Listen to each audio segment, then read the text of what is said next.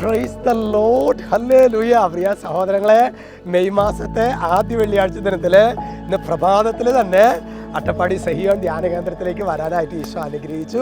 നമുക്ക് പ്രത്യേകമായിട്ട് ഈശോയ്ക്ക് നന്ദി പറയാം. ഹല്ലേലൂയ.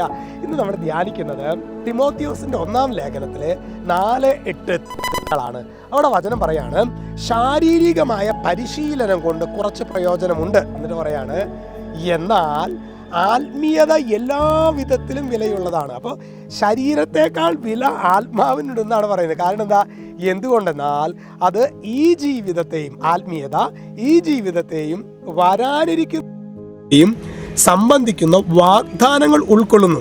അപ്പോൾ ഈ ജീവിതത്തിലെ ആനന്ദത്തിൽ വളരാൻ എന്നതുപോലെ ഇനി ഈ ജീവിതത്തിലെ ആനന്ദത്തിൽ വളരുക എന്ന് പറഞ്ഞു കഴിഞ്ഞാൽ നിത്യതയെക്കുറിച്ചുള്ള ബോധ്യം എനിക്ക് കിട്ടി. അപ്പോൾ ചിലപ്പോൾ എനിക്ക് രോഗങ്ങൾ വരാം, തകർച്ചകൾ വരാം, ദുരന്തങ്ങൾ വരാം. അപ്പോൾ ഈ ലോകത്തിന് വേണ്ടി മാത്രമാണ് നമ്മൾ യേശുവിൽ വിശ്വസിക്കുന്നതെങ്കിൽ ഈ ലോകത്തിലൊരു തകർച്ച വന്നാൽ നമ്മൾ തകർന്നു പോയി അല്ലേ. എന്നാൽ നിത്യതയെക്കുറിച്ചിട്ടുള്ള, അതാണ് വരാനിരിക്കുന്ന ലോകത്തെക്കുറിച്ച്, ഈ ആത്മീയത എല്ലാ വിധത്തിലും വിലയുള്ളതാണ്. എന്തുകൊണ്ടെന്നാൽ അത് ഈ ജീവിതത്തെയും വരാനിരിക്കുന്ന ജീവിതത്തെയും സംബന്ധിക്കുന്ന വാഗ്ദാനങ്ങൾ ഉൾക്കൊള്ളുന്നു. നമ്മുടെ ജീവിതത്തിലെ പ്രിയ സഹോദരങ്ങളെ, ഈ ഒരു ആത്മീയമായ കാഴ്ചപ്പാട് ശരീരത്തിലാണ്. നമ്മൾ ശരീരത്തിൽ ജീവിക്കുമ്പോഴും സ്വർഗത്തെ ലക്ഷ്യമാക്കി ജീവിക്കാനുള്ള കൃപ.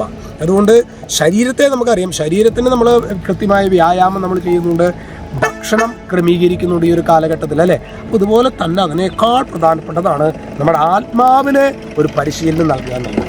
ഈശോ നമ്മെല്ലാവരെയും സമൃദ്ധമായിട്ട് അനുഗ്രഹിക്കട്ടെ.